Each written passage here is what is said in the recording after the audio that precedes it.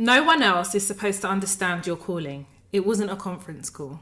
Hello everyone, I hope you're all doing well. It's Toy Washington here for another episode of the Toy Talks podcast. Thank you for joining and listening. I'm just going to say it, just how I'm feeling, because I'm in my feelings. It's my dad's birthday today. And my father passed away a few years ago. And you know when people tell you that it gets better with time? That's bullshit. You just find a way to deal with the loss. But it doesn't get better, because if it gets better, then you should feel better. And, you know, I think as black women, society depicts us as not having emotions, but as black women within our communities, we are made to feel like we have to be strong, this almost superhero character. And it gets quite exhausting trying to be strong all the time. And I just decided that I just didn't want to be strong today. I didn't know how I would deal with today, so I took Friday and Monday off work, and I really took it off work. Like, I logged off mentally, and I had some plans today, and I just woke up and I was like, you know what, I can't deal with today, and I'm just going to sit in my pajamas and I am just going to exist in my cesspit of my pajamas, and I'm just going to sit in my emotions, and I'm going to give myself permission to feel this way. So yeah, I just kind of felt just a bit off and, reflective. And, I think it's difficult when losing a parent, because you almost have to get over, like for me anyway, I had to get over the guilt of creating memories without my father. And anyone who knows me knows my father was my best friend. And I haven't even been able to read old text messages from 6 years ago. Between me and my dad, like, I'm just not there, and I don't know what it's going to take for me to get to that place. And I think, it's something that's never really spoken about, is it, like death and things like that. And I don't know about other people, but in my household, it wasn't something that was spoken about. You didn't speak about death, very superstitious, and therefore losing my father was an emotion. I didn't know how I would live or how I would survive without him. And to the point where I am now, 6 years after his death, I definitely just feel like there's like a vacant hole. There's this, and my heart is broken. Do you know what I mean? It's a part of my heart that will never be mended again. So yeah, it's a difficult one. And, I know we've previously spoken about, sharing and oversharing in past episodes. And I've always told you guys, the way I operate at work and how I have managed to be successful has been all the things I've shared and taught on this podcast. But separating work life and personal life, we spoke about it in the last episode in relation to social media, but my family life, my personal life is very separate from work. And I think for some people, they see work as their work family, quote unquote. That in itself is quite a very distorted view of what family is, because, the only thing that binds you together with your quote unquote work family is a contract of employment that can be terminated at their discretion should they wish to restructure, make you redundant, have you up for gross dismissal. But family is different. Like, the personal family is different. I think, I have cousins who are not blood cousins, but we've grown up together, but they have become family because we've done the ups and the downs, the highs and the lows, and there is a genuine respect. They know who I am at my core. And then you have your family who you're bonded to by blood. Those you don't get to choose. They're chosen for you. And you have to navigate family life, which, in itself is a steep hill, but we do our best. And I think at work, I'm very conscious to not show that emotion and not allow myself to be vulnerable at work, because there are sharks. You're working with sharks. It's at home, I say at home, but with your family, you kind of thereabout know their triggers, or at least they should know yours. And you are in a state of vulnerability with your family because there's that emotional tie, connection and bond that you might or may not even have with them. But you know what I'm trying to say here. Whereas at work, it's a different type of emotional lever. You're not working for free, right? Even if you're not getting paid, you're still working to gain something. Experience is quantifiable. I definitely feel like if you were to talk to my work colleagues and they were to describe me, you guys would be like, that's just not the Toya that we know. Because at work, I'm very stoic. I'm not myself. And even if I do have a bit of a chit chat and a laugh, it's all strategic. There is nothing that I do at work that hasn't got strategy behind it, because I know that when you're working with white people in racist structures, you can't almost afford to allow yourself to be vulnerable enough to be taken advantage of. Because a lot of people that I've spoken to, friends, family, or people that I've met through social media, a lot of you who have really emotionally been hurt from work is because you thought that there was a relationship, a feeling that was reciprocated. Or some of you just expect your workplaces, your managers or human resources to have a human emotion attached to their feelings. And for some people, and I've said it to you guys before, work is transactional. For some people, work is everything to them. And to remove work from that equation of their life appears meaningless. That's dangerous in itself. I say all of this to say, when I was doing the treatment for this episode of the podcast, it was off the back of something that had happened at work. And I wanted it to play out at work a bit more before I kind of brought it to the podcast. But I thought it is so important that we talk about martyrism.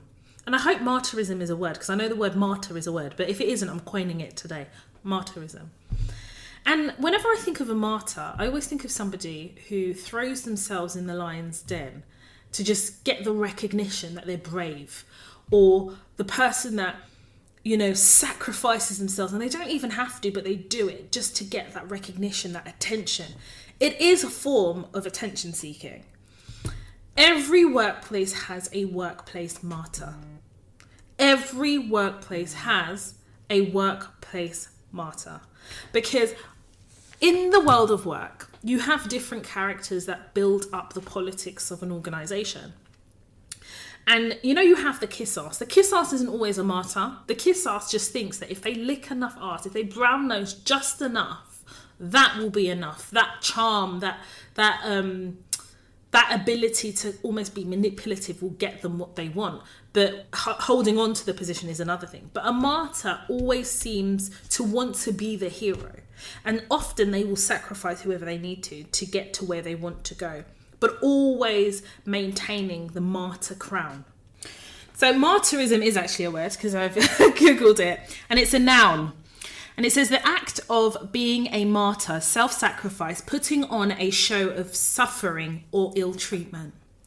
So I've spoken about my workplace, and I've told you guys about Gary, and every so often I'm going to update you about Gary, because Gary has been spiraling out of control.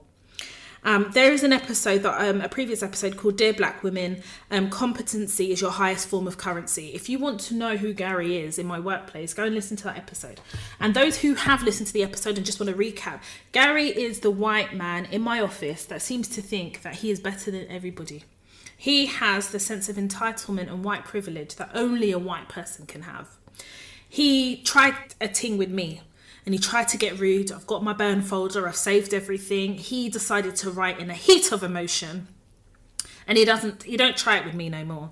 And I did talk to you guys in another episode about how he attempted to try and set me up and things like that. So if you want a bit more flesh on the bones of who Gary is, make sure you go and listen to the previous episodes. But we also have another lady in my office. Her name is Cindy. Cindy is an Indian woman. And she reminds me and everybody else that she's married to a white man. She's got kids, everything. Now, one thing I'm going to say to you about Cindy is really good at her job. And believe me, the measure that I measure people in my industry to be good at their job is really, really high, because I know how I measure myself. And believe me when I tell you, she is absolutely brilliant. The problem that she has is that she just doesn't know when to shut up. She has the inability to read the room. So I question the development of her emotional intelligence, because I think being able to read the room is heavily associated with emotional intelligence, and not everybody has it. Some people have developed emotional intelligence throughout the course of their career, and some people just never do. Some people just work on emotions and feelings, and that is Cindy. Cindy's very much like that. Now, when I joined for this organisation on this contract, I tell you all to do your due diligence. I did all of mine. Within the first week or two, I had a very good sense of characters, who were the troublemakers, who was this, the levers, the politics. I had a view on and everything that I concluded has happened, is happening, is currently in motion, and Cindy was one of them. I remember there was a call that I had to have with her about a particular contract, and she spoke to me like I was a kid, right? You know that type of speaking when you speak down to somebody, when you're being spoken down to. And the whole time she was speaking down to me, I was like, this is remote working. All I'm thinking about is, girl, what you need to do is cut your nose hairs. That's what you need to do. You need to bend down, get them scissors, honey, cut them nose hairs. I just remember just thinking to myself, is she hearing herself as she's speaking to me? And I do think there's an element of ageism. Black don't crack. And I do look young. I don't look 36. 100% I know that. But even if I looked, 10, the reality is you go into organisations, you work with different people. You don't interact with people like that. Do you know what I mean? There's people that are fresh out of university in my organisation, and I would treat them exactly the same way I would treat somebody who's older or whatever. I don't treat people according to their ages, especially in a professional environment. And again, it's about the developed emotional intelligence. It's also, from my perspective with Cindy, it's how she views herself. And, I did that episode with one of my my friends, and we were talking about, Asian women and kind of the nuance of working with Asian women. And if you don't know the episode I'm talking about, it's called Bully Boss, in conversation with Anime Chicane. And she was telling me that a lot of her bad experiences is at the hands of Asian women. And I haven't had necessarily bad experiences, but I've witnessed bad experiences, and I've always managed to navigate, work and swerve kind of the Asian women who, exhibit this kind of negativity and superiority complex. Now, the difficulty with swerving Cindy is that she sits on my team. And that conversation where she was kind of speaking down to me, I let her do it. Because I don't have to prove anything to her. And I would rather a person underestimate me, because if you underestimate me, you're not going to see me coming, and you sure as hell ain't going to see me as a threat. Now, one thing I'll say about Cindy is she has a very dependent personality. So I've discovered over the past few months that she rings my boss maybe 3-4 times a day, and she will tell you that she doesn't. She'll tell you, I have a codependent personality. Now, I thought that's quite strange that she would just volunteer that. But I understand now that was part of her strategy, to almost tell me, listen, I've got a direct line to our boss, Deborah, so, you're going to respect me type thing.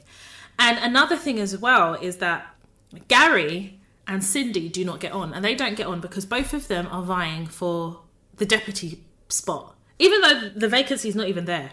But they think that there needs to be a deputy that sits underneath my boss, because we are all direct reports to my boss. Now, there was a second in command. He left last year, and, he's never been replaced. The role's never been advertised, and it kind of works. There's no hierarchy in the team. We're all senior consultants, right? We all come from different walks of life, but great experience, apart from Gary, who's just kind of, white, privileged himself to where he is. Anyway, I digress. So there was one day where I had to give Cindy my number because something was happening at work, and Teams wasn't working, and my internet was dropping in and out, and I was like, I need to speak to her. It's really an emergency on my contract. I was like, shit. So I emailed her and said, can you send me your number? And when she sent me her number, I added her, make sure I blocked her on every social media. That's the first thing I did. Did you hear what I said, guys? I asked her for her number first so I could block her everywhere. Then I gave her mine. So she rang me, and I discussed the thing that I need to discuss with her, and I said to her, this is my personal number, please don't give it to anyone. When I get my work phone, I'll give you my work number, and then you could just contact me on there. There won't be any need to contact me on my personal number. And I was basically drawing the line. I wanted her to know that my back's against the wall, that's why you've got my number. And obviously remote working is difficult. If it was in an office, that would never happen.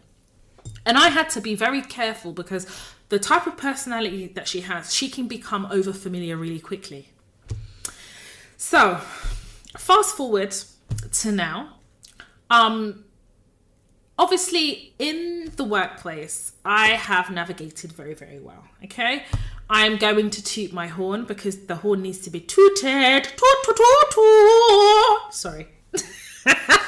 I really have no behaviour, but you know, I'm a safe pair of hands. I deliver. I'm really good at my job, and I'm just not in the politics. Like, I focus on the right things, and I see the politics a mile off before it evolves into something bigger.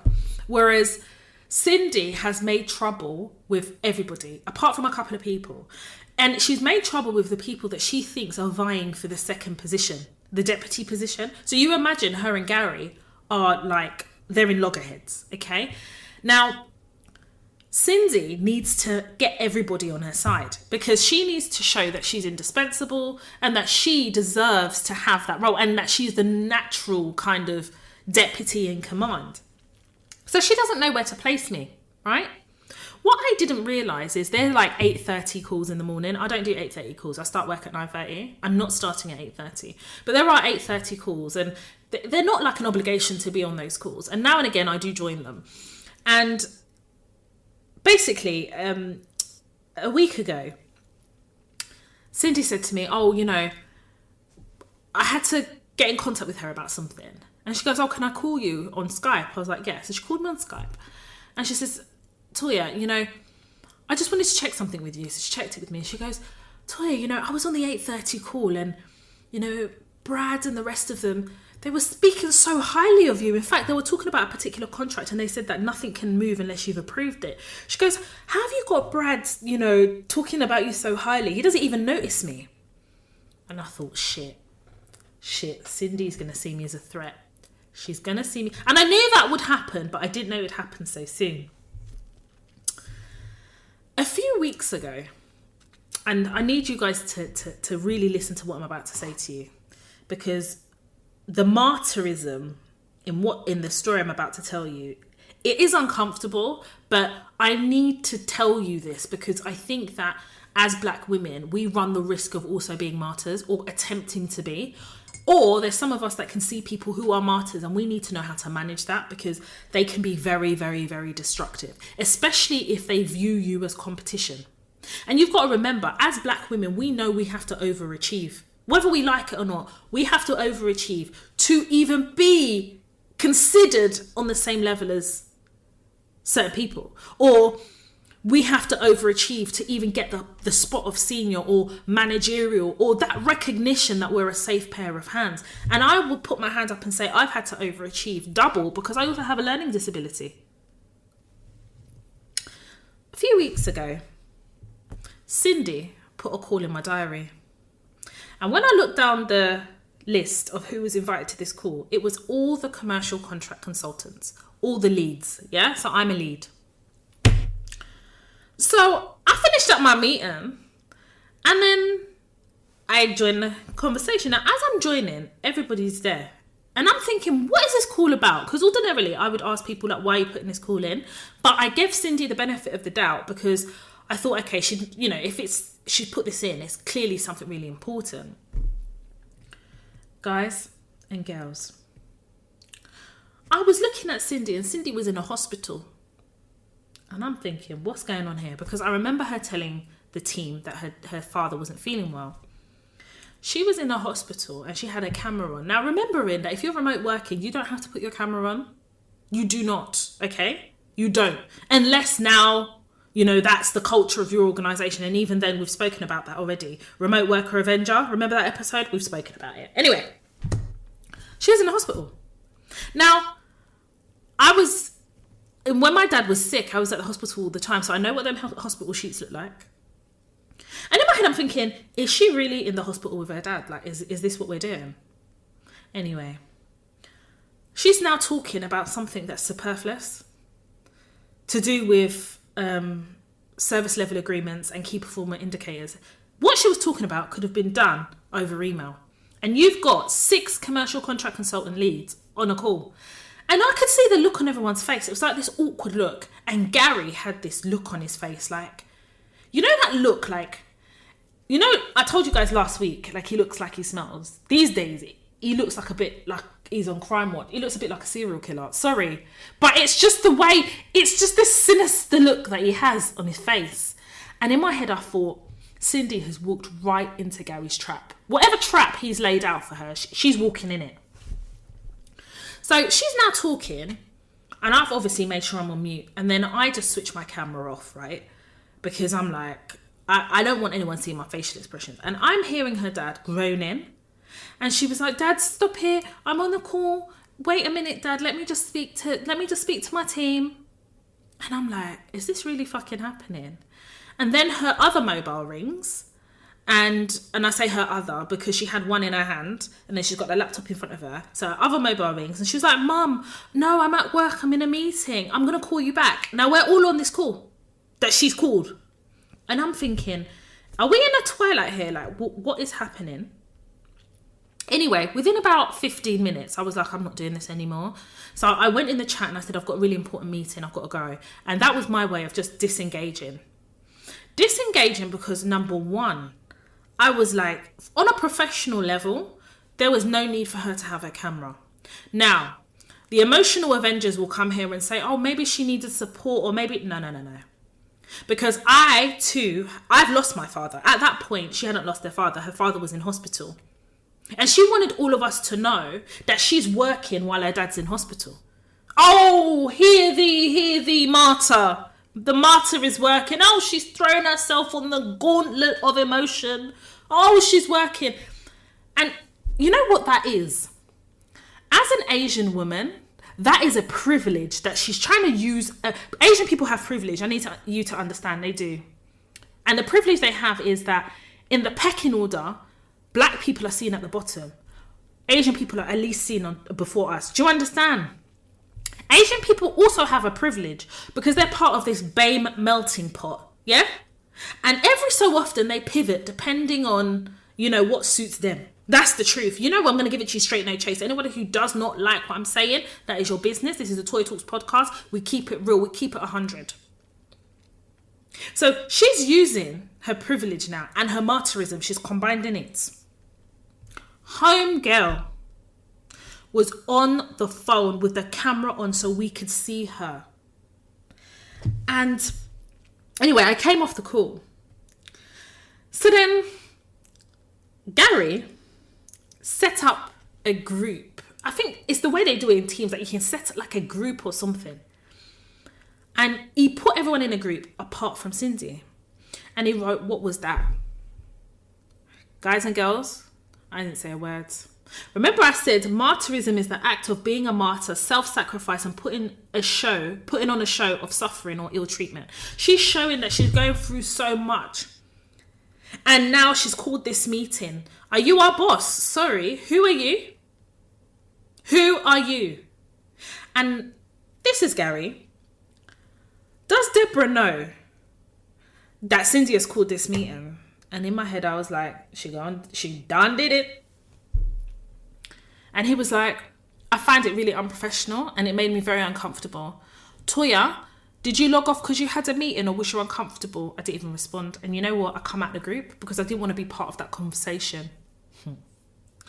Do you know that in the team, I would say and I hate the word ethnic minorities. I prefer ethnic majorities.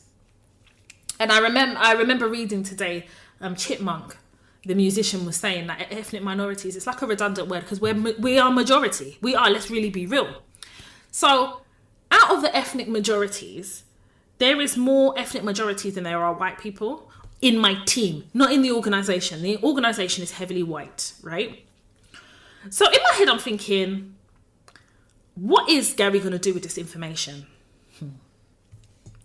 Do you know Gary and someone else in the team sent an email to my boss, saying to my boss that they found it very unprofessional that she was on a video call, and her dad, and they were hearing the groaning and it made them uncomfortable. And in my head, I'm like, you know what? I don't owe Cindy nothing. I'm not telling her nothing because you put yourself in that position. You wanted to be the human sacrifice so that all of us can say, oh, you work so hard. Oh my God, oh my God. She really acts like a boss. So you can naturally progress into a position that doesn't exist. And you're willing to make people uncomfortable to do that. A few days later, I get a message on my personal mobile phone from Cindy. And she sends me a picture of her holding her father's hand.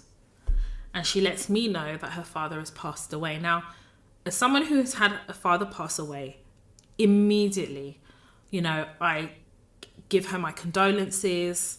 And I really show like a caring side, a human side. It's less care, a human side, right? At the end of the day, she's still my colleague. And as a human being, I do acknowledge the pain of losing a parent. And then she sent me the picture of her, like her holding her father's hand. Now, I don't know about you lot, but for me, that's too much. I don't know you from nowhere. You don't know me from nowhere. You don't even know my middle name. You don't know my eye colour. And you sure as hell do not know anything about me to make you comfortable enough to do that. So you know what I did? I also sent her a picture of my father's hand. I said, oh, I've got a picture like that. And I wanted to show her what you're going through. Other people go through it too. Yeah? You're not the only person to go through it. This martyrism is got to stop. Didn't hear back from her. Then she was off for a couple of weeks. So the contracts that she was managing went to Gary. So she came back. So she's been at work now for about a week and a half.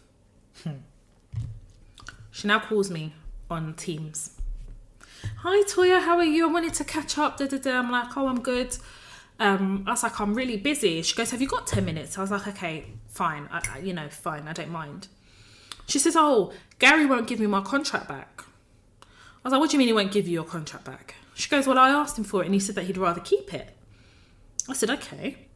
She goes, oh, I'm just letting you know because I don't understand that behaviour. Is it white privilege? And I said, I wouldn't know. You keep telling me that you're married to a white man, so you're more likely to be able to identify white privilege than I am. And I just went quiet. You're probably thinking, Toya, why did you respond like that? And I'll tell you the reason why.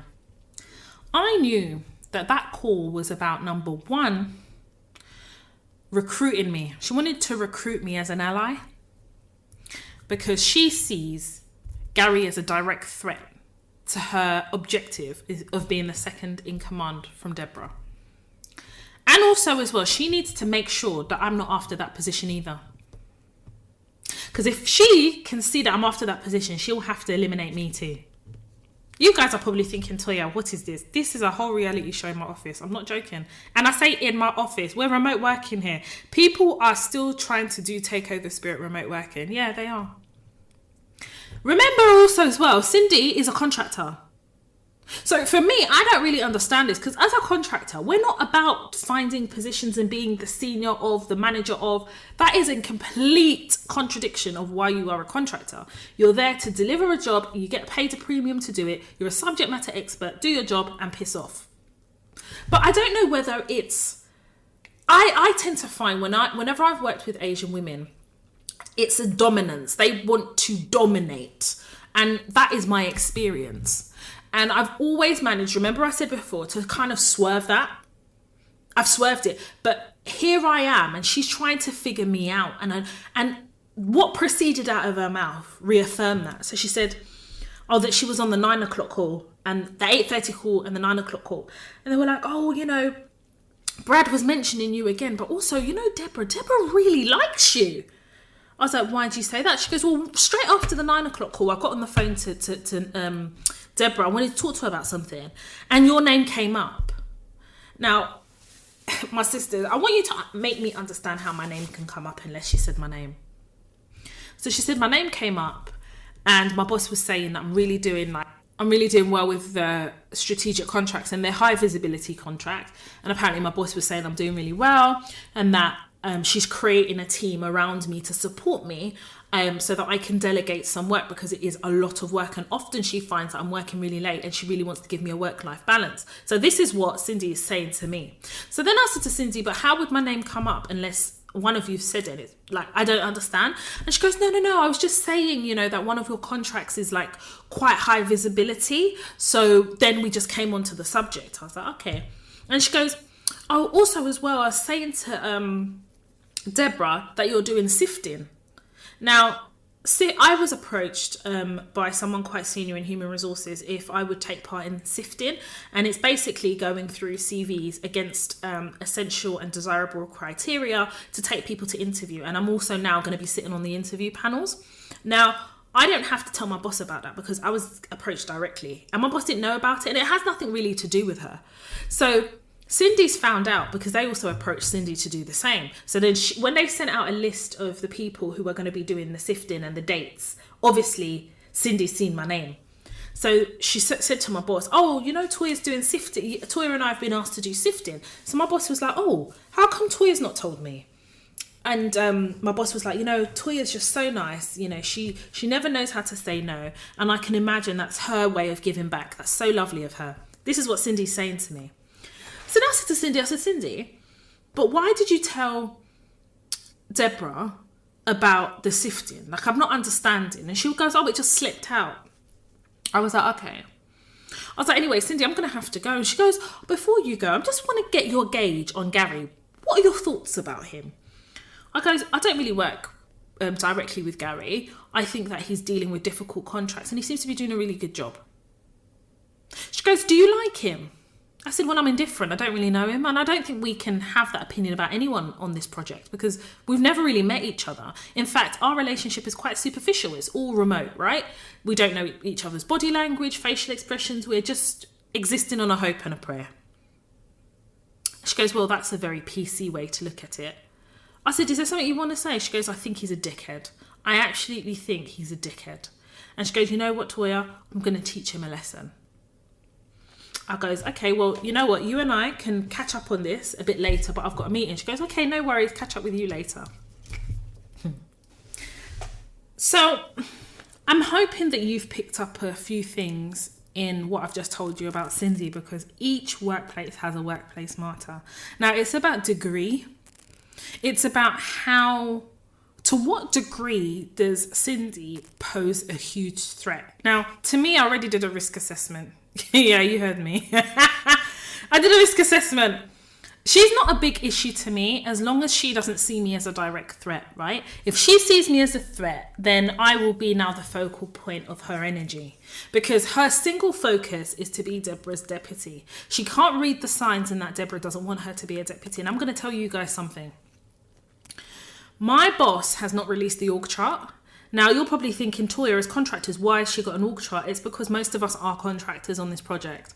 And I think it's my boss's way of reaffirming the line of where everybody sits. I don't think it's an org chart for the purposes of why you'd have it in a perm role. I think that she doesn't necessarily know how to put people in their place, but will do it through other means. And it's actually quite smart. Now, we had a team meeting about a week or two ago, and my boss, she's not really good with technology, and she was sharing her screen and she accidentally went to another page and then flipped it back. The page that she accidentally went to was the org chart, and I saw it and I saw my name, and my name wasn't too far away from hers. If you want to take it from a purely and remember I said that it's a flat structure, there's no hierarchy. But there is, in an org chart, there is always going to be a visual hierarchy, even though there may not be a literal hierarchy. And my name's not too far away from her. And that, to me, is very significant. Now, my boss is not ready to share that org chart, and that's why she flipped it back really quickly. And I don't think many people caught onto it, because everybody was like kind of talking and whatever. But I notice everything, I observe everything. Now, I've made it really clear to Cindy that I'm not really, I'm just here to the end of my contract. I'm going to go. Like, I'm not, I play a lot of what I do down with her. And remember, she still looks down her nose at me. And that there is this, and I know part of it is, I think there is racial undertones in that. And there is that superiority complex that I find with Asian people that I work with in the office or work within a similar function with, that they see black people, especially black women, as beneath them. And for the purposes of this particular project, I really don't care how Cindy sees me. I'm just trying to get to the end of my project. Seniority, to me, comes from, it's not from the title in this particular contract. It actually comes from how my boss sees me. So if I go to my boss now and say I need to take a month off, she'll give it to me. If I say to her, this is what needs to be done on this contract and I need your influence to be able to get it, she will do it, because she genuinely believes that not only am I a safe pair of hands, but I pose no threat to her. My boss is not stupid. She's not stupid. She knows that she can't have Cindy as the deputy, because Cindy will then make a vie for her job. And Gary doesn't even want to play deputy. I think he secretly wants Deborah's job. So these are all the personalities and nuances one is dealing with at work. And I'm not joking with you. I've got stories for days about this contract. Stuff that you would be like, what the hell? And it really does be feeling like a reality show. The reason why I've shared all of this with you is because I think it's really important to understand how to navigate this type of situation where people are trying to recruit you as an ally and you are maybe indifferent, or that's not your objective. And I'm going to tell you this now. You need to really be careful who you allow to make you an ally. Now, if you remember in season 1 of the Toy Talks podcast, we have Allegiances and Alliances podcast episode. You need to go and listen to that. And that's about how you align yourself and who you make allegiances with. It doesn't talk about who tries to make you an ally or who's trying to form an allegiance with you. I am a lone ranger. For the purposes of this contract, I am a lone ranger. And I'll tell you the reason why. Because my objective as part of this is seeing this contract as a project, my career as a project. My whole objective is literally to continue to gain experience in an area of commercial contract management that I've not worked in before. And I'm able to walk away from this contract saying that I've worked at so-and-so in so-and-so area. And it looks amazing from a career perspective. It's amazing. And for me, when I stop learning here, that's when I won't be here anymore. So the goal is to kind of get to the end of the contract. And I think my contract ends in October. And then I can decide what I want to do. Obviously, I've mentioned to you guys before that I'm a bit of a crossroads about what my next steps are. I don't wait till October to decide what my next steps are. I'm already starting to think about it now. And I will, pay even more mind in the summer. So in terms of kind of next steps, my position still remains the same because I did my due diligence. So there's nothing that's happening here that's surprising me. Maybe the boldness of it does take me back a bit because there seems to be no kind of emotional intelligence in terms of reading the room with Cindy. She just doesn't. And she has this takeover spirit that is actually quite offensive because the takeover spirit is the assumption that you do not know. And the problem with that is she underestimates people, and she's underestimated me. I don't feel the need to prove or show her who I am because ultimately I understand that our objectives are not the same. We're very different. I also understand that even though she is enjoying the fruits of the BAME pot, she's only doing that so that she can align herself with me, so that she feels that she has something familiar, like there is some type of camaraderie between us. But there's none, because you and I both know that BAME is a very problematic acronym because it assumes that all our racial experiences are the same. And we know that as Black people, we have a different existence within white constructs and just an existence in general. And as Black women, the nuance of having to coexist with people who do not even recognize us, dehumanize us, and refuse to allow us to thrive. To me, the BAME acronym only seeks to continue to oppress and erase the experiences of Black people. And here we have this Asian woman who will sit in my face and constantly remind me on literally on a weekly basis, not even daily, weekly, that she's married to a white man. She understands the proximity to whiteness and the advantages that it gives her. Of course she does. Otherwise, she wouldn't tell me. I mean, where would there be a conversation where you would feel the need to tell me you're with a white man? Why? Why do you feel the need to do that? But in doing that, and in revealing who she is, she's given me the opportunity to assess her, and I've assessed her threat. It's like a rag report, a mental rag report. How can someone sit in my face and say, when I question why have you said something to someone, she says, it just slipped. Are you a fucking skateboard? What do you mean it just slipped? You do not just slip. You do things deliberately to get a reaction. This type of person will let slip to the wrong person, and before you know it, you're in trouble. Especially if she sees you as a threat. She does not see me that way.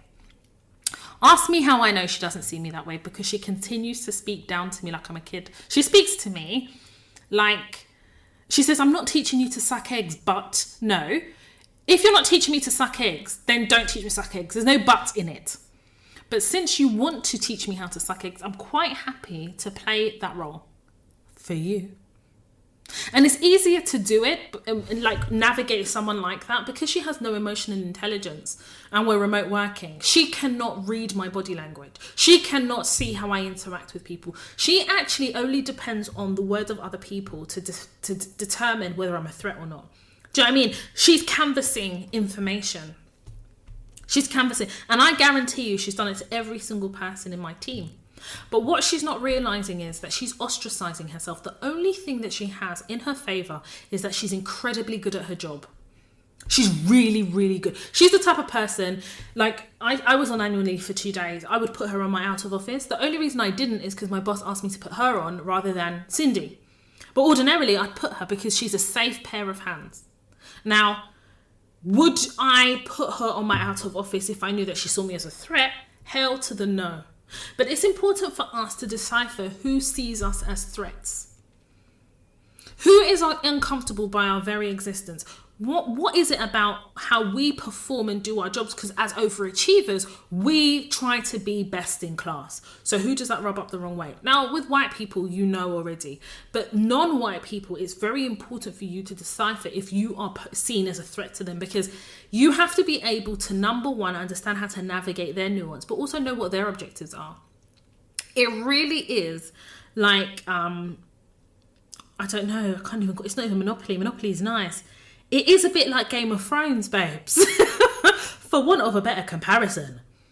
It is a bit like Game of Thrones. And do you know what? I'm not going to lie to you. Thursday evening, I was exhausted.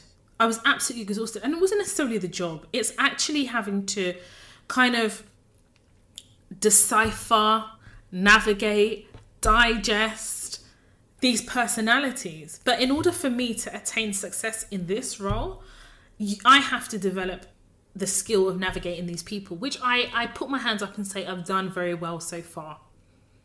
I've done very well so far. I've stayed out of PASA. Listen, we need to start giving ourselves accolades. Stayed out of PASA.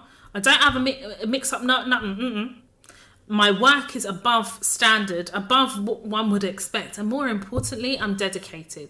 I don't speak to my boss every day. I speak to my boss maybe once every 2 weeks, or if she calls me. And it's actually created the foundation of respect. So she knows when I call her, and the first thing she says is, Toy, you okay? What's going on? Because she knows, like, I'll only call her if there is a reason. Well, you got Cindy that calls her every 5 minutes. Cindy uses her mouth to tell me that she is, did she say codependent? How can you be codependent remotely on your boss? How can you be codependent on your boss, full stop, and then codependent remotely? That tells me that that person, I'm sorry, Cindy lacks self-esteem. She doesn't even realise how good she is. I think she relies on the fact that if she is codependent, that will give her the reassurance to be able to take over or to be able to do her job. She doesn't actually have the self-belief in herself that she's really good, because she is really good. But somebody like this doesn't realise that they're really good, but then wants to be the second in command. I have to ask myself, are you playing a role here? Are you playing a role? Are you actually confident, but you think that if you are codependent on my boss, you have that proximity to her influence, and therefore that will get you to the role you want quicker? I don't know.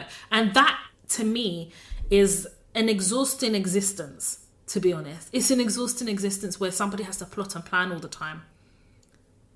I can't live like that. I have to do my assessments early and then I can navigate accordingly. I ain't got time to plot and plan. But this is why her and Gary, one of them is not going to make it to the end of this contract. I could tell you that for now. Oh, guys, I'm going to tell you something. Guys and girls, I'll tell you something that make you laugh.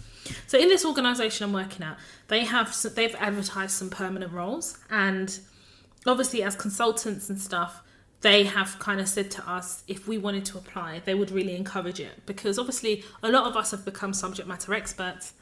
Do you know that Gary applied for a director role? Yeah. And how do I know? Cindy told me. I need you guys to explain this to me. Gary asked Cindy to write him a recommendation. I don't know why he thought that that was a good idea. Do you know what Cindy said to me? She said she was honest and she made it clear in her feedback that he struggles with collaborating with team members, and that would be a cause of concern and a cause of development. That's what she wrote there. In my head, I was like, is it any wonder you two are at loggerheads all the time? It's crazy, but one of them's not going to make it to the end of the contract. I can almost bet on that. Because it's the backbiting. I know there is something going on with Gary that I'm going to save for next week's episode, because there is a casualty of... There's a casualty of Gary's evil. Gary is evil. And it's an innocent person. But I have to explain that story to you guys. And some of you are going to be shocked, but each and every one of you could end up being a casualty of somebody like Gary if you don't navigate correctly and align yourself with the right people who have a level of influence that can help you navigate, but equally get to your project objectives as part of your career. I think some of you align yourself with just your line manager and think it's enough, and that's not really it. And I don't align myself with my line manager. What I do with my line manager, and I say line manager because that's the person I report into, but what I do is I align myself with being a safe pair of hands. She knows that I'm not a threat to her. My boss knows I'm not a threat. And do you know why? Because I give her due respect. When we're in meetings or team meetings, I'm not challenging her in front of the team like Cindy and Gary and the rest of them do. No. If I have an opposing view to my boss, I take it offline. Or if it's something where I need to give a view because it affects my contracts, I will send her a private email. I don't feel the need to embarrass my boss or challenge my boss in front of people. And this is something that Cindy, Gary, and a couple of others do because they don't respect my boss's authority. I think that they don't respect my boss's authority because she does not manage in the conventional way. She's very much the type of person that trusts that she's hired the right people. So therefore, she doesn't feel the need to micromanage, and she has a very hands-off approach. But when something is escalated to her, she is amazing. And that works for me because I can't have someone perched on my left shoulder. I'm not here for it. But these people that I work with see that as a weakness, and this is the reason why they want to be her second in command, because at some point they want her job, and she is smart enough to know that she can never make any of them second in command. And I put it to you, she's more likely to ask me to do it because she knows I'm not interested in her job. I've proven my loyalty to my job. I don't prove my loyalty to her. I'm not loyal to her. I'm loyal to my job. I'll do my job to the best of my ability. I deliver. I make sure that I'm a safe pair of hands. I've become the subject matter expert. Walking into this role, I was not the subject matter expert. I was just a really good commercial contract consultant. But to be a subject matter expert is to understand the field in which you are working in inside out. I am a quick learner. Because I have a learning disability, I've developed the skill of learning and understanding how I learn and understand and assimilating all this information that nothing moves on my projects without me. And I'm talking about people from external consultancy firms working on these projects that directly affect my contract, that will verbally tell everybody, okay, this is what we want to do, but before we do it, let's talk to Toya. Now that to me is more influential than being being Deborah's second in command. What do I get out of that? But I tell you what I get out of playing the role that I've been playing. All these consultants on this project, all of them that work directly with me, have asked me to join their consultancy firms. I've been offered 4 consultancy opportunities at these firms, and I've turned them all down. That to me is real influence. Because in a year's time, if I decide that I wanted to go into a consultancy, it's a one phone call thing. It's a one phone call. Now, this is what I say to you about being strategic about how you navigate. What is your end goal? Is your end goal to create opportunities for yourself? Because for me, part of my end goal was about creating opportunities as well as getting to the end of my contract and assimilating all this and acquiring all this new information about an area that I hadn't had experience in before. And I'm doing that. I definitely think that we need to place value on being underestimated rather than see it as a way to oppress us. Listen, if you see being underestimated as an oppression, that means that you've already committed to being oppressed by accepting that you've been underestimated, rather than see it as, if this person is underestimating me, then I'm going to use this to my advantage to become a subject matter expert. And before this person knows it, rather than underestimating me, they'll see me as their ally, but they may not be my ally. That is more powerful. It doesn't matter if you are entry level, junior, mid, senior. The concepts work the same throughout the level in which you enter an organization. You just have to be convicted in who you are. And I put my hands up, and I understand, especially when you come in entry level or junior level, you're still probably developing who you are. You're still trying to find out what you're good at and things like that. But I'm going to tell you this now. If you develop the skill of navigating the world of work, when you decide what it is you want to do, or when you decide what you want to do long term, it will be easy to obtain because you know how to navigate, or at least you've developed the skills to navigate to be able to get those things that you want. Let us see being underestimated as a challenge to be great, because then they don't see you as a threat. And if people do not see you as a threat, they're not watching you. And if they're not watching you, they're watching someone else. And that's how I operate. I operate from a position of being underestimated all the time, because I go into these organizations and they have this stereotype about me as a black woman. And it could be based on, or obviously my skin color is what it's based on, but it could be further exacerbated by my hair, or the way I do my makeup, or my eyebrows, or the way I speak. And I do not care what white people think about me. I do not care what Asian people think about me.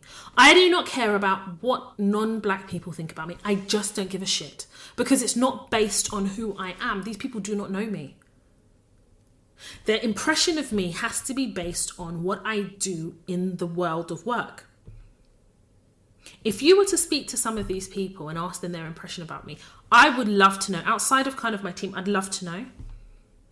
Because I know that I'm very polite, I'm very nice, but I'm very firm. If I have to be firm, it's because they are obstructing me from obtaining something, but I'm professional at all times. I never break the cover of professionalism, ever.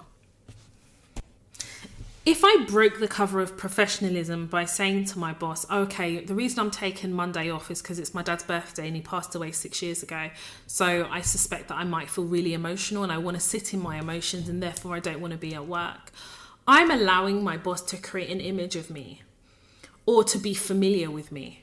And Deborah is the nicest person, but I don't need that from her. That's not what I want from her. And I gain nothing from that. The difference between me and Cindy is that Cindy is quite willing to put her life in everybody's face.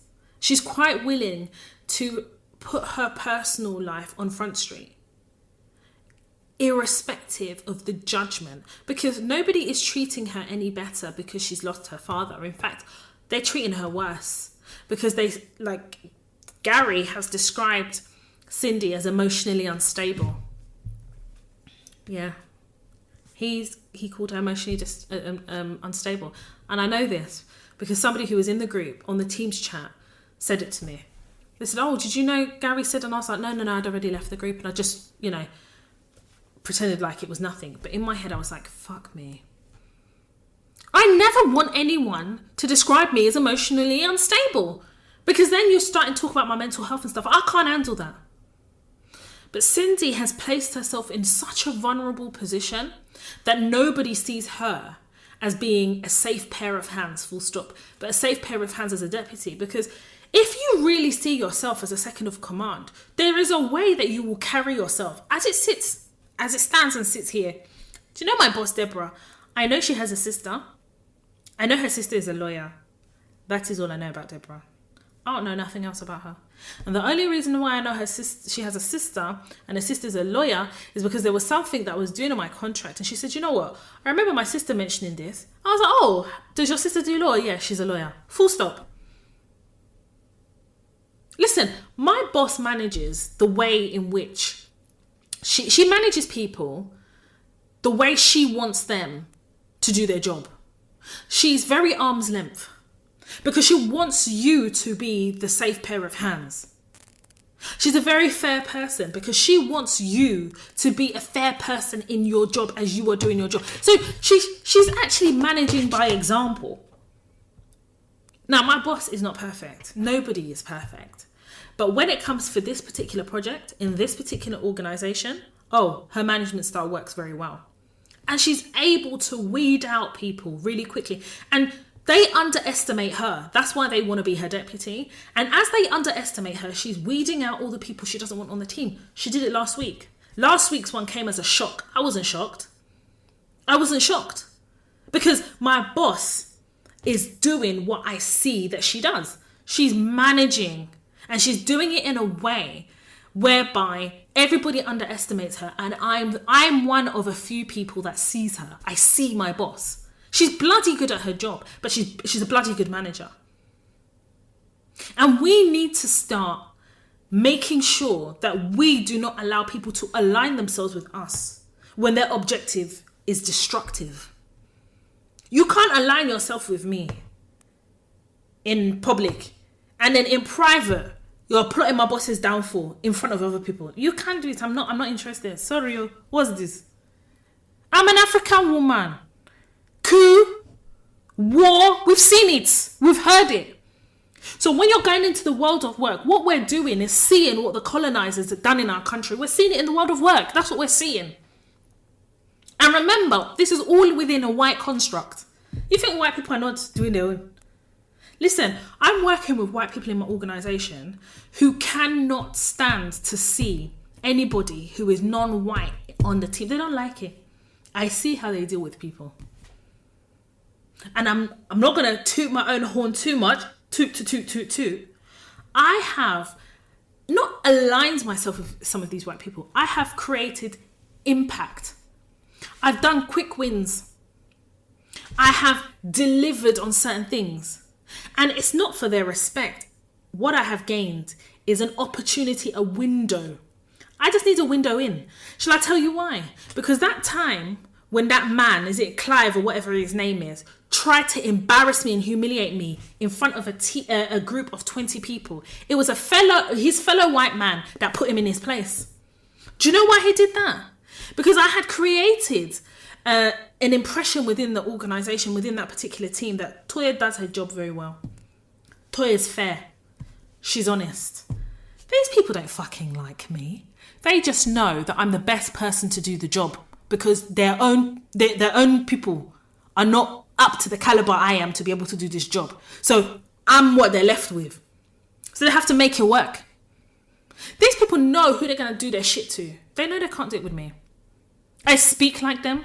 I write like them. I keep telling people all the time, I've studied white people, you know. I've studied them. If you see my emails, the way I write like them. If it wasn't for the fact that I put camera on, they wouldn't even know, am I a black woman? They wouldn't know. But for my name, they wouldn't know. Do your due diligence so that you're not a casualty of the office politics that take place in the world of work. I've been casualty before. I know I have that podcast to do. Toya in her 20s. I have to tell you guys because I was wild. I was just a mess. And people were kicking me like football. They will humiliate me, disgrace me. They were doing nonsense because I was not navigating properly. I didn't have the capacity to understand that no one gives a shit about my credentials. They just see a black person occupying space that they believe belongs to them. When I got to a point where I realized that the only way I'm going to be successful is if I study white people and navigate them and do it in such a way that yields my success, until I got to that point, I was always falling flat. I wasn't holding a job longer than 3-4 weeks. Sometimes I won't even get to that month's pay. I've already left. I'm sure there's organizations that owe me money, you know, from the past. I'm sure. I keep telling you guys all the time, I do this podcast to help educate and teach black women how to navigate the world of work safely. i.e., without having to throw ourselves into the ring of martyrism. We don't have to do that. Listen, if you feel like you have to be a martyr in your workplace, that means you're desperate. That's desperation. Professionals, strategic professionals, navigate strategically with a plan. What does strategy mean? It's having a plan. It's doing your risk assessment, doing your due diligence. Somebody sits in the red zone. People sit there. And there's some people, maybe you're undecided. You're still waiting for their characters to develop. That's possible too, but you have to take the time. Some of you want to go there into organizations with your takeover spirit, because I too know you think you know everything, but you don't know nothing. Approach organizations like you know nothing, because then you will gain the information, know as much as you can, and use that to your advantage. We're about creating advantages for ourselves to be able to navigate successfully. And if you navigate the world of work successfully, you light up the path of success. That path of success that you're lighting is lighting the path of success to seniority. Seniority means more money. More money means more influence, but the higher the level, the higher the devil. And we will still know how to navigate those devils because we started doing it before. We started developing those skills. You know, it's funny because I got, there was an email that came through on hello@toytalks.com. And it was a young lady, and she'd emailed and she asked about the conversion rates of the masterclass. She was particularly interested in the CV masterclass. So my assistant, she sent me a message. She says, Toya, I mean, we don't measure conversion rates here, but I have a full email folder of all the feedback, and the feedback is absolutely fantastic. I said, listen, for people to understand the conversion rate or the success rates of the masterclass, they have to go on the Toy Talks podcast journey. Because for me personally, in order to benefit from the masterclasses, you need to benefit from the podcast. Because listen, I don't have a CV service where I sit down with you to write your CV. You own your career, you own your CV. What I will do through my masterclasses is give you the tools. Oh yes, I will give you the tools. As part of giving you those tools, I give you podcast episodes. Read the summary of those episodes. If you don't want to listen to every episode, read the summary. Find the ones that you want to listen to. So the young lady then messaged me. She sent me a DM message on about to say Tinder. I ain't on Tinder no more. On Twitter. And I said to her, you know, I let her know that my assistant, she will reply to her. And I said, she sent me a lovely message. And my assistant did go back to her and say, listen, we get really good feedback on the CV masterclass. Toya does an amazing job. She pours her, her experiences and how she, develops CVs on the CV masterclass. You will not regret it. This young black lady bought the CV masterclass. And she sent me a lovely email, and she says, Toya, the CV actually, you know what? Let me read it to you. Let me not paraphrase. She says, I've recently purchased the CV masterclass, and I just want to say a massive thank you. I'm 30 minutes into it, and I can already see where I have gone wrong. I just wanted to let you know I will email you at the end of the video. Thank you, thank you, thank you, exclamation mark. And she put some red hearts on there. Listen, I'm not here to sell you fantasy or dreams. I'm here to sell you the reality. There is no how that you can listen to any of my masterclass and follow the steps and it doesn't yield results. It's just not possible. You don't have to be a martyr to be successful. To be successful, you just have to be a student of life. You have to accept that you don't know everything. You have to have an objective. You have to have a goal. And you also have to know when you have achieved that goal. Listen, for some people, the aim is to be in an organisation for 5-6 years. But I really hope that the pandemic has taught you that there's no such thing as a job for life. There's no such thing as a bag for life. That bag will get old. So does jobs. There's no such thing, because when an organisation is doing restructures or redundancies and making cuts, that in itself will tell you. This pandemic, listen, they were getting rid of people Like, people didn't matter. I know somebody that was in a job for 25 years, dedicated her life to the job, extracurricular, drink and everything, she'll be there. Team drink, there. Team darts, there. Did they not get rid of her? Yeah. She said, Toya, I need help with redundancy. I need help. I'm listening to your podcast and they're brilliant. I said, the redundancy masterclass. Homegirl negotiated a nice, healthy redundancy package. She was entitled to quite a big payout anyway. But the procedure that they were using to make her redundant, they didn't do it in the right way. And it was actually discriminatory in nature. She managed to use the redundancy masterclass. Look at it now. She said to me that she's going to take a few months off and just relax. There's nowhere to go anyway. So it's not like all that big money she made, she's going to spend it. You have to know how to navigate in white spaces. And some of you will be like, yeah, but Toya, why can't we create black spaces? Well, because the constructs that we're working in the world of work are white dominated.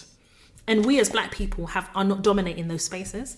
So in order to dominate those spaces, we have to work within them and create opportunities for people that look like us, who are equally as good as we are, and let them in. Not close the door behind you. That's not how you create opportunities.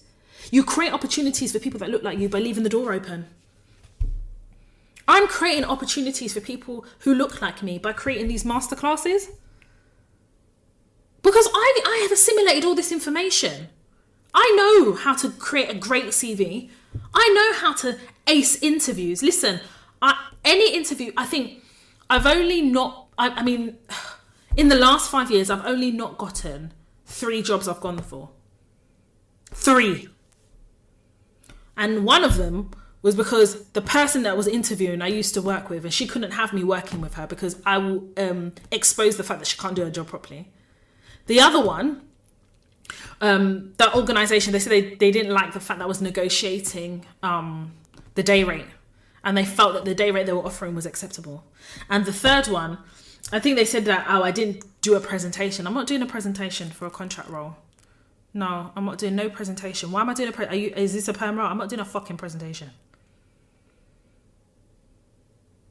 I know how to get interviews.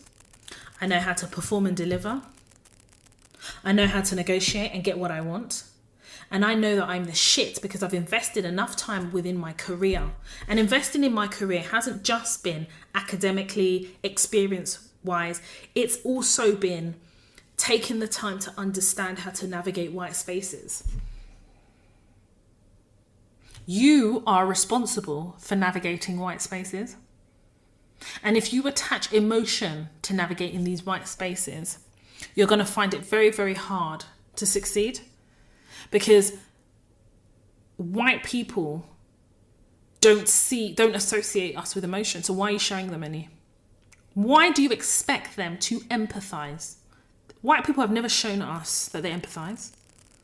They don't even want to see us there. I'm hoping that you guys are learning from each episode I produce, because when I am speaking about experiences, I'm giving you the examples. I'm also reminding myself that I'm navigating as I'm teaching you guys. Do you understand? Everything that I'm teaching you to do, I'm walking in it and living in it. Do you think it's easy navigating Cindy? It's not the easiest. Because every so often I have to spend at least an hour studying her, the things she says, how she comes across in team meetings, why she's saying certain things. And I entertain the calls that she calls me. Oh, she pretends that she wants to talk to me about a contract or whatever. And I know it's an opportunity for her to bitch, but I want to understand what she's doing. Because I want to make sure that I'm not, number one, I'm not directly affected, but I'm able to see things happening down the line. And it gives me an opportunity to prepare for the fallout of them.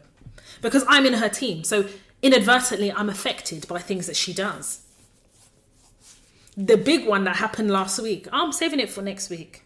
Gary is mad. I've told you that my man he's accelerating his behaviour. He's wild. He's taken a week off work already. Now, this week that he's taken off work, what are you doing, brother? You that work Saturday, Sunday as well until midnight. That week, we know you're doing interviews. It wouldn't surprise me if he's having interviews of roles that he's applied for that are senior and perm roles within the organisation. But the thing is, in order for him to be successful, my boss has to sign off on it. This is going to be interesting. I'm telling you, this is what? March. Jesus Christ. You know, at the end of this contract, I've got something huge to tell you guys. And you guys are going to be like, eh? I teach what I live, and I live by what I teach. It's a fact. I'm not here to sell anybody's dream. Because navigating the world of work as black women is just not easy. It's not the easiest thing to do, and sometimes it can be exhausting. I'm sure some of you are listening to this. You're nodding your head, but you're thinking, shit, damn, is this what I have to look forward to? Is this what I've actually allowed myself to be a part of? Yeah, because we have to earn money, and we have to earn as much as we can. We are allowed to have these senior roles. We should normalize seeing people who look like us in senior positions. And the only way to normalize it is to do all of this work to get to there. Anyway, guys and girls and guys, I'm gonna draw this episode to a close, and those who have ears, let them hear. Those who do not hear will feel. That is just it. Also as well, I recently hosted my first club on Clubhouse. So I've hosted a Clubhouse before, but not a room. So I have my own club on Clubhouse, and it's called Toya Talks. So if you're listening to this, you're on Clubhouse, please follow the club, join the club. And what I'm going to be doing is every so often I'll be hosting a club based on a podcast episode. So I have one on Saturday at 6 p.m. called Poverty Mindset. The Poverty Mindset episode of the Toy Talks podcast is on just over 11,000 downloads. It's been doing so well, as has the other ones, previous ones that I've done.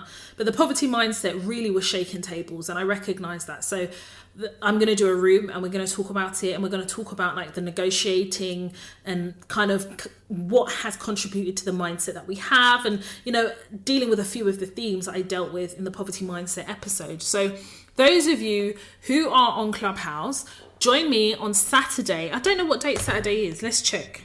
Saturday is what date? Is my battery dead? No, it's not. Give me a second, I'll tell you. So Saturday is the 20th of March at 6 p.m. I will be hosting a room on Clubhouse. And if you want to follow me on Clubhouse, as in my actual club, it's called Toya Talks, and you'll see it because you'll recognize the Toya Talks logo. So make sure you go and join. We have so many episodes to get through, and I'm really excited to be delivering them to you guys. There's a lot of things that are going to be coming out of the Toya Talks platform, and I cannot wait to share them with you. I'm so excited. Watch this space. Also as well, I want to really just let you guys know that if there is anybody who has work-related dilemma, please email hello@toytalks.com. We have a couple in the inbox, one of which I'm actually going to deal with next week. And the reason is because it is a bit heavy, and I have to make the decision about whether it's a good, even though the person's saying I can share it, I don't know if it's a good idea that I do. So I need to think about that. And the other one, I've actually gone back and asked this young lady questions. So hopefully she should come back with the answers for next week, and I'll be able to deliver it to you. If you want to follow me on my personal Instagram page, it is Toya_Washington. If you want to follow me on the Toya Talks Instagram page, it's Toya_Talks. You can follow me on Snapchat, Toya Washington, all one word, or on Twitter, Toya_W, or of course Clubhouse, Toya Washington, all one word, or follow the club on Clubhouse, Toya Talks. I have already done the treatment for next week's episode. I can tell you that next week's episode is called Casualties of War. You guys need to listen to the episode next week, because it is going to be one to really teach you guys lessons, especially the ruthlessness of white people in the world of work. If there are topics that you want me to cover that I haven't covered previously, please recommend, suggest. I'm really open to suggestions. hello@toytalks.com, and then I will check that I haven't already discussed it, and if I haven't, then I will definitely create an episode around the suggested topic. There are so many new episodes of the podcast come in, I'm so excited to deliver them to you. All the ones I've mentioned that I know that I've had to work on and do the treatment for, I can't wait to deliver them to you each and every Tuesday. I want to thank each and every one of you for listening. If you are listening on Apple Podcasts, please rate and review. The hashtag on Twitter is Toya Talks. And again, if you guys want to reach out to me, you know the email address is hello@toyatalks.com. If you are new to the platform, please visit our website, www.toyatalks.com. My name is Toya Washington, and you have been listening to the Toya Talks podcast.